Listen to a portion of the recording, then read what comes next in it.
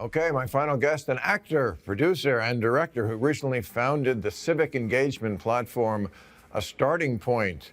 Oh, it doesn't say he's also Captain America. I guess people know that. Chris Evans, How you aren't doing, you? buddy? Yes, I think you've done that in a few movies. Hey, how you doing? Are you in? I know you have places in L.A. and I know you Boston guys. Massachusetts, yeah. I'm back in Boston guys Mass. are very loyal to your home turf of You Boston. know, I think in the carnival of horrors that is 2020, I felt like I just wanted to be home, Yeah, like most people. I figured you would. And I read that, like, for you, quarantining, you said it was not that big a difference because you're home alone all the time anyway. Is that And I because, never leave the house. Yeah, is that I mean because you're, that's not true. I'm not like I'm not like agoraphobic or anything. But I just it takes me a while before I need human contact. I like being alone. maybe it's that, or maybe you're a kind of guy who just doesn't need to leave the house to get laid. Maybe it's that. I haven't, yeah. I wish that were the case, Bill. Yeah, oh, yes. Oh, poor you. By the way, some of the women around our office have mentioned that if you need someone to quarantine with, they are They thought I was Chris Hemsworth. That's they're why. volunteering. Yeah. Anyway, let's go to politics. I know you started this website called A Starting Point. I'm going to let you explain it. It's your baby. You were Sure. talking to me about this years ago. Yeah. You've been brewing this a very long time. I know it's really important to you. So you explain what it is and what you want to accomplish with it. Sure. Well, it grew over time. I think when you and I spoke about it, it was only in its infancy. Initially, it was just meant to kind of demystify certain political issues. I wanted to try and, I'm a bit of a political junkie, and I know a lot of people are wary of the political landscape because it's daunting. And when I've tried to Google things in the past, I've found that there is a missing piece there, this kind of gentle entryway into kind of basic political understanding. So we wanted to create a site that would ask the questions that the average American would want to know. What's DACA? What's the difference of Medicare and Medicaid? And have it answered by people across the political spectrum. So that's where it began, and then over time it grew into these other sections now that try to explore debate, but ultimately create engagement, just more participation in the political process. And what I love about it is that it's, well, a couple of things. One, it's bipartisan. Mm. I last year, at the end of the year, the last good year we had, I was trying to say something to people, and I did a long editorial about how we can't own each other. No one wants to try to work together anymore. They just want to own the other side. Yeah. They don't really Yeah. want to coexist. They want to vanquish them. And I feel like what you are doing is trying to say, no, that never can work, which is what I was saying. Even if the Democrats win, all the Republicans in the country are not going to self-deport. Right. They're still going to That's the be problem. I here. mean, there is, and I suppose this has always been true, there's the perception of injustice on all sides, which is probably par for the course. But this is if we're going to live in a country of 300 million plus, we're in a relationship with the other side. We have to find a way. Most relationships, if they're toxic and unhealthy, you leave them. We can't leave this one. We have to find a way to speak to one another, to listen to one another, find common ground, and move the ball down the field. And we've just kind of retreated to our own sides, and it's become such a toxic culture. And I think that breeds apathy and dispirited disinterest. And I think when that happens, politics stops working the way it could.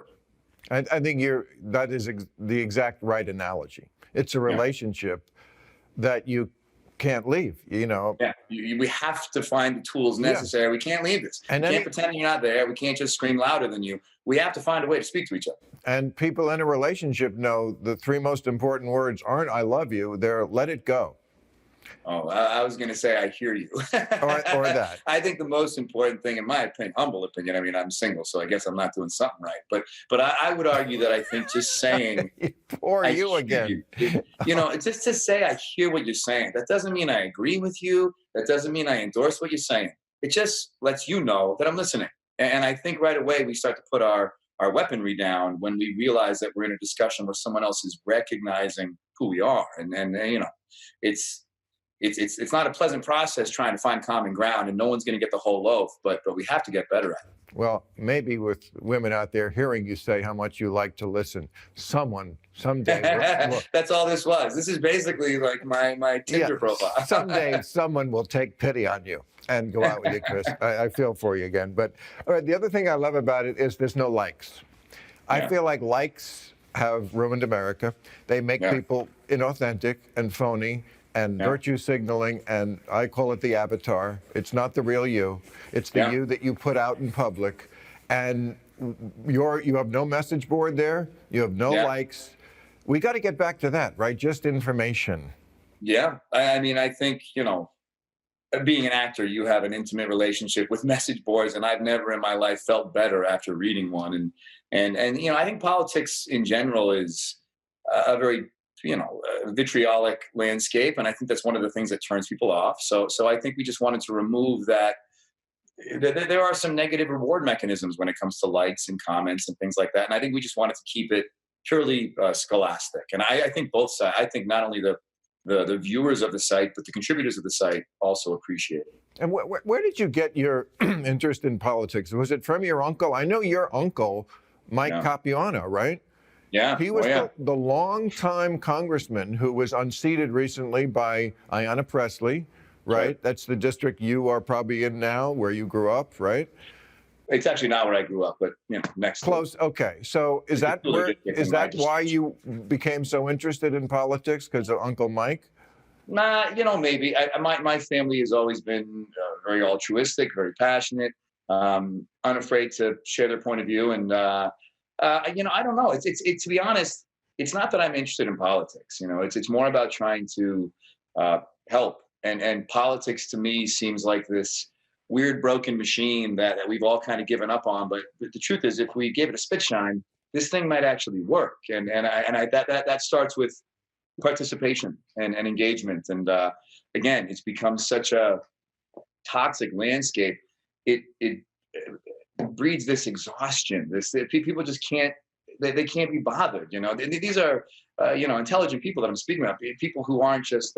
They understand it's their civic duty, but it still feels so daunting. Life as it is overwhelming enough. So to dive into a pool where everyone is just so horrible to one another, there's no interest. And so I think there's a way to kind of bring that back to a. So you nice. You don't see yourself running ever? That's not something in your future, because we are entering an era, I think. I mean, it started with Reagan, or even a little before Reagan, but now we've moved to Trump, and where really people look to show business for them. That's who have credibility. They have name recognition. Look, it's a dumbed down society. So I think in the future you could see, Clooney, Ben Affleck, a lot of these people, and is that for you? I would never, I just don't know enough. That's another thing I think we're all kind of scared to say. I don't know. And I don't know enough. So I wouldn't disservice or disrespect the position by thinking that I could handle it. Okay. I've thought about, somehow helping in that capacity, but it would require a lot of homework. Well, listen, I'm not pushing you to run or not to run, but I just want to disabuse you of this one thing. I've spent a very long time on television talking to an awful lot of politicians, and I know you pretty well by now. You know a lot more than a lot of them do. They're fucking idiots, a lot of them. All you need to run is a fucking clip-on tie and a suit. There's no qualifications, and that's proven every day by the guy at the top of the world right now. He knows absolutely nothing. What always don't blows run if you don't want to, but don't do it because you think you know less than they do, because they don't have to know anything, and many of them don't.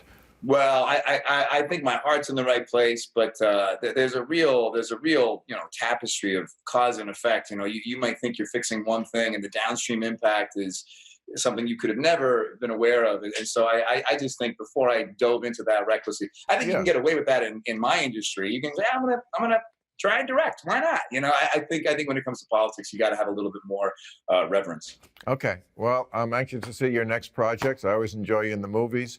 I hope the epidemic ends, the pandemic ends soon, and your loneliness epidemic will follow soon after that. I All pray. thanks to this show, man. I'm Thoughts and telling you, prayers. this was it. This was it. Put out the feelers. Thoughts and prayers, Evans. All right, we'll see you soon. Thanks for doing Take it. care, buddy.